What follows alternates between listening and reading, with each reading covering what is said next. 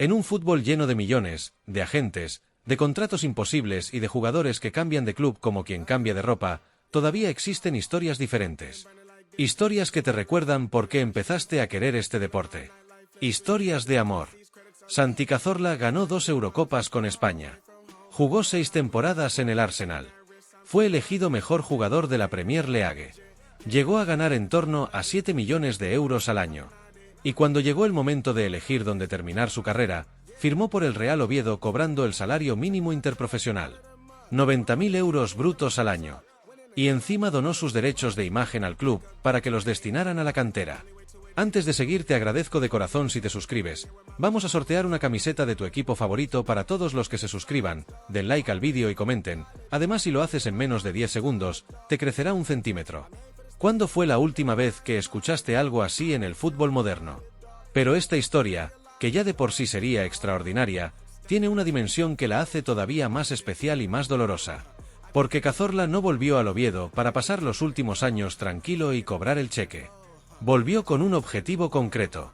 Volvió para devolver al club de su infancia a Primera División después de 24 años en Segunda. Volvió para hacer algo que nadie más podía hacer. Y cuando finalmente lo consiguió, cuando el sueño se cumplió en el verano de 2025, llegó algo que nadie esperaba. Quédate hasta el final porque la parte más emotiva de esta historia no es el ascenso. Es lo que vino después. Y lo que eso dice sobre Santi Cazorla como persona. Para entender el peso de lo que Cazorla hizo, hay que entender primero quién era antes de volver al Oviedo. No como resumen rápido de su carrera. Como retrato de un futbolista que fue, en sus mejores años, uno de los más completos y más elegantes que ha dado el fútbol español en las últimas 3 décadas. Santiago Cazorla González nació el 13 de diciembre de 1984 en Lugo de Llanera, un municipio de Asturias a pocos kilómetros de Oviedo. Una familia normal, un niño con el balón pegado al pie desde que tuvo edad para correr, y las categorías inferiores del Real Oviedo como primer hogar futbolístico. Eso es todo lo que necesitaba para que cualquier chaval de esa zona soñara con llegar al primer equipo de su ciudad. Pero el Oviedo de principios de los años 2000 estaba en problemas económicos graves. El club que había sido histórico en el fútbol español, que había jugado en Primera División durante décadas, estaba hundiéndose. Y en 2003, con 18 años, Cazorla dejó las categorías inferiores del Oviedo para irse al filial del Villarreal, en la Tercera División española. No era el destino soñado. Era el destino posible. ¿Imaginaba alguien en ese momento que aquel chaval de 18 años volvería 20 años después para hacer historia? Lo que construyó Cazorla entre 2003 y 2023 es una de las carreras más completas del fútbol español de su generación. Y lo más llamativo es que lo hizo de una manera que en el fútbol moderno casi no existe. Sin escándalo, sin polémica, sin drama fuera del campo. Solo jugando al fútbol. En el Villarreal fue importante desde el primer momento que se le dio la oportunidad. Era un jugador diferente. No el más rápido, no el más alto, no el más físico. Pero con una habilidad técnica y una visión del juego que hacían que todo lo que le rodeaba pareciera más sencillo. Podía jugar con las 2 piernas con igual calidad. Podía actuar de extremo, de media punta, de interior. Se adaptaba a cualquier sistema sin perder su esencia. Con el Villarreal llegó a cuartos de final de la Champions League en 2006, uno de los mejores resultados de la historia del club castellonense. Y en 2008, jugando en el Recreativo de Huelva cedido, fue convocado por la selección española para la Eurocopa de Austria y Suiza. España ganó. Cazorla ganó. Con 23 años tenía su primera medalla de oro en un gran torneo internacional. ¿Cuántos futbolistas españoles de esa generación pueden decir que ganaron la Eurocopa de 2008? Después llegó una segunda etapa en el Villarreal, donde consolidó su nivel europeo. Y en 2011, el Málaga le fichó en uno de los proyectos más ilusionantes del fútbol español de aquella época, financiado por dinero catarí. Cazorla fue el mejor jugador de un equipo que se clasificó para la Champions League por primera vez en su historia. Y en esa Champions, el Málaga llegó a los cuartos de final, eliminando al Porto y perdiendo de manera polémica contra el Borussia Dortmund. Y fue ahí, viendo lo que Cazorla hacía en esa Champions con el Málaga, cuando el Arsenal decidió que era el momento. En el verano de 2012, el Arsenal pagó 20 millones de euros al Málaga por Santi Cazorla.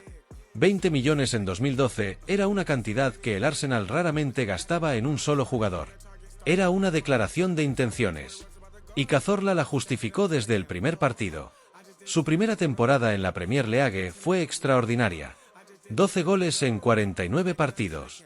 Asistencias que hacían al Emirates Stadium contener la respiración. Una capacidad para aparecer en los momentos importantes que los aficionados del Arsenal describían como algo que no habían visto en mucho tiempo.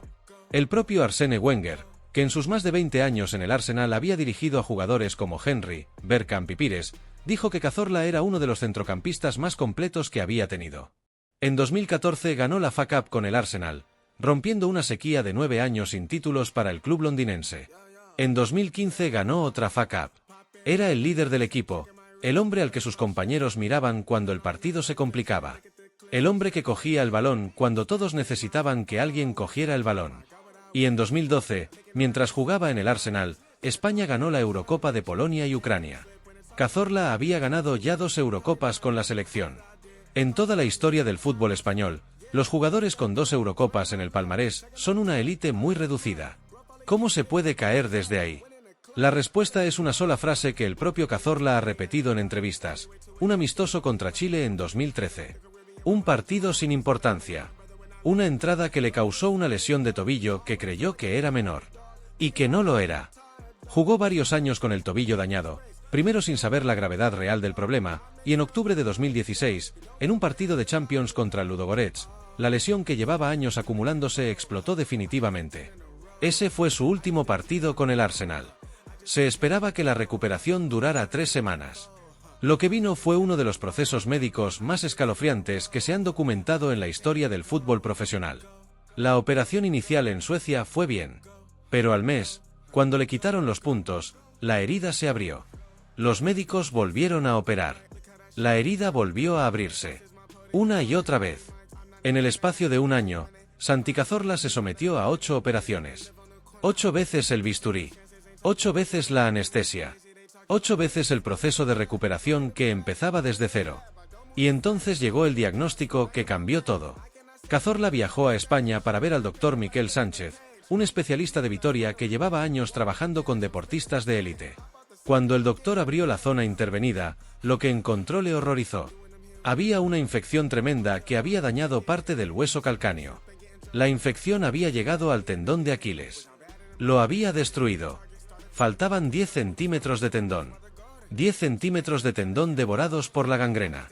Los médicos le dijeron a Cazorla, con la honestidad brutal que a veces tienen los especialistas cuando el caso es muy grave, que si conseguía volver a dar un paseo por el parque con sus hijos, debería darse por satisfecho. No le dijeron que no volvería a jugar. Le dijeron que igual no volvería a caminar con normalidad. ¿Cómo procesas eso con 32 años? ¿Cómo sigues adelante cuando el especialista que tienes delante te dice que lo mejor que puedes esperar es poder pasear con tus hijos? Lo que Cazorla hizo después entra en la categoría de cosas que no deberían ser posibles, pero que ocurren cuando una persona tiene una determinación fuera de lo común. Se negó a aceptar ese pronóstico. Empezó una rehabilitación que duró meses, luego más meses, luego más. Trabajó con el preparador físico de la selección española. Cambió de rutinas, de tratamientos, de enfoque. Y cuando los médicos decían que era demasiado pronto para dar el siguiente paso, él insistía en que era el momento. El 18 de agosto de 2018, casi 2 años después de su último partido oficial, Santi Cazorla jugó de titular con el Villarreal en Primera División. Contra la Real Sociedad. 2 años de calvario. 10 cirugías en total. Una infección que devoró 10 centímetros de su tendón de Aquiles. Riesgo real de amputación. Y volvió a Primera División de titular con 33 años. ¿Hay algún otro futbolista en la historia reciente que haya regresado de algo así? Lo que hizo en el Villarreal en esas 2 temporadas de vuelta es probablemente la parte más subestimada de toda su carrera. En su segunda temporada marcó 15 goles. 15 goles con 34 años, 2 años después de que los médicos le dijeran que quizás no volvería a caminar. Fue clave para que el Villarreal terminara quinto en Liga, una clasificación europea que en aquel contexto era un logro enorme. En 2020, después del Villarreal, llegó Qatar. El Al-Sadd, el club donde había jugado Xavi Hernández. 3 temporadas en el fútbol catarí, ganando varios títulos. No era el fútbol de élite europeo, pero era fútbol. Era seguir jugando. Era seguir siendo el futbolista que había decidido ser a pesar de todo. Y entonces llegó el verano de 2023. Cazorla tenía 38 años. Su contrato con el Al-Sadd había terminado. Era el momento de retirarse con toda la dignidad del mundo, con un palmarés que cualquier jugador envidiaría y con una historia de superación que le haría eterno en la memoria del fútbol. Pero tenía algo pendiente. El Real Oviedo llevaba 24 años en Segunda División. 24 años. Desde la temporada 2000 a 2001, el club de la ciudad donde Cazorla había crecido, el club donde se había formado como futbolista, donde había dado sus primeros pasos en el fútbol profesional, llevaba sin saber lo que era Primera División. Una generación entera de aficionados que nunca habían visto al Oviedo en primera. ¿Podía Cazorla mirar hacia otro lado sabiendo eso? El 16 de agosto de 2023, el Real Oviedo anunció el fichaje de Santi Cazorla. El contrato que firmó era el que él había propuesto, el salario mínimo interprofesional que la Liga exige a los clubes de Segunda División. 90.000 euros brutos al año. Y los derechos de imagen, el dinero que normalmente supone un porcentaje sustancial del salario de cualquier futbolista con su perfil, los cedió al club para que se destinaran a la cantera. Un jugador que en su mejor año ganaba 7 millones de euros al año. Firmando por 90.000. Y donando encima lo que podría haber cobrado de más. El entrenador del Oviedo en aquel momento, Javier Calleja, dijo algo que resume perfectamente lo que Cazorla significaba para el proyecto, que independientemente de los minutos que jugara, que de los goles que marcara, que de cualquier estadística, su presencia dentro del vestuario elevaba el nivel de todo el grupo. Que cuando Cazorla llegaba al entrenamiento, los demás entrenaban mejor. Que su manera de entender el fútbol, su manera de hablar de los partidos, su manera de preparar cada situación, contagiaba al equipo entero. El entrenador rival de la categoría, José Carrión del Cartagena, lo dijo con una contundencia que fue viral en el fútbol español. Cazorla es el mejor jugador de la categoría. El mejor de Segunda División. Con 38 años, después de 10 cirugías, cobrando el salario mínimo. La primera temporada en el Oviedo fue apasionante, pero no llegó al final soñado. El equipo llegó a la final del playoff de ascenso contra el Español, que aquel año bajaba de primera.